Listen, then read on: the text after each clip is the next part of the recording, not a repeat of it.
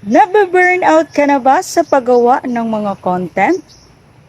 Dahil ilang buwan na ang mga post mo, wala pa din likes at views. Napapagod ka na bang magpapatuloy? Well, ngayon, gawan natin ng solusyon ang problema mo. This is me again, Inday Cordapia. Paano makaiwas sa burnout?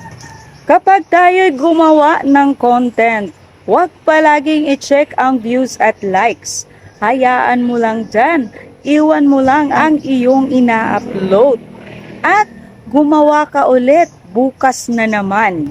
Huwag mag-focus sa mga taong nagre-reject sa'yo at criticize ka. Gawin mo yung stepping stone para ikay makapagpatuloy. At huwag puro gadgets lang.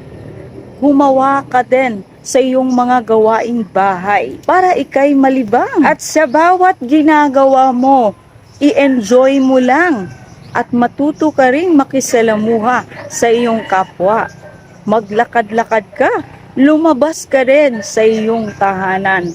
Pumunta ka sa iyong mga kapitbahay, kaibigan, makipag-socialize ka doon para ika na may malibang.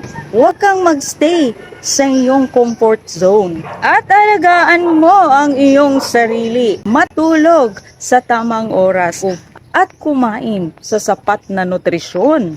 At mag-exercise ka din para ma-enjoy mo ang pagkakataon. Para ma-execute mo ang mga bagay na gusto mong gawin. Dapat energetic ka palagi. At kung gusto mong magluto, gawin mo. Gusto mong maglakad-lakad, katulad ng ginagawa ko ngayon, mag-unwind ka. Hindi puro gadget lang ang hinahawakan. At tandaan mo, huwag mong i-compare ang sarili mo sa iba. Dapat grateful ka sa iyong sarili. At palaging positibo sa lahat ng bagay. At hanggang dyan lang mga loves. Sana'y may napupulot kayong aral kay Inday Cordapia. God bless everyone. Please like and share and follow.